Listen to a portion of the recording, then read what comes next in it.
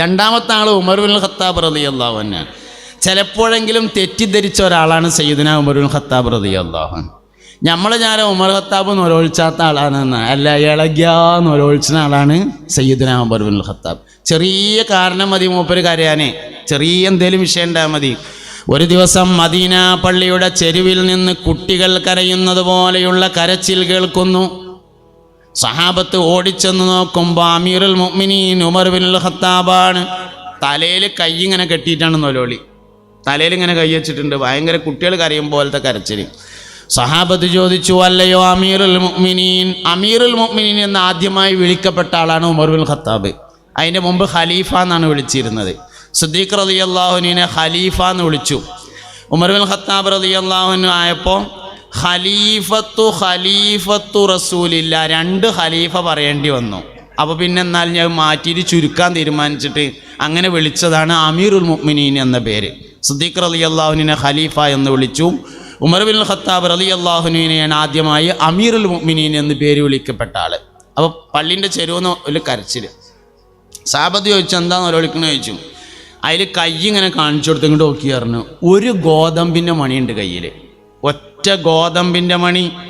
സക്കാത്തിൻ്റെ മുതൽ സൂക്ഷിക്കാൻ വേണ്ടി മുസ്ലിം ഉമ്മത്ത് എന്നെ ഏൽപ്പിച്ചിട്ട് അതിൽപ്പെട്ട ഒരു ഗോതമ്പിൻ്റെ മണിയാണല്ലോ ഈ നഷ്ടപ്പെട്ടത്.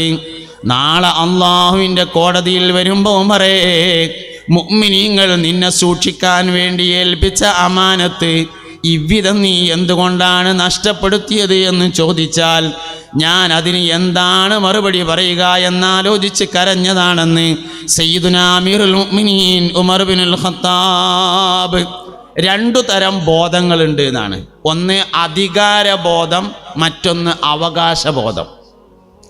അവകാശബോധം കൊണ്ട് ഒരു കാര്യമില്ല, അധികാരബോധം കൊണ്ടാണ് കാര്യമുള്ളത്.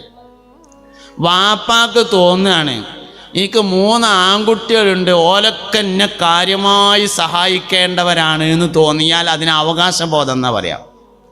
10-24 കൊല്ലം ഞാൻ ഓനെ നോക്കി വളർത്തിയിട്ട് എനിക്കൊരാവശ്യം വന്നപ്പോൾ ഇന്നെക്കൊണ്ട് ചെയ്തത് ഇതാണല്ലോ എന്ന് വാപ്പാക്ക് തോന്നും, അത് അവകാശബോധമാണ്.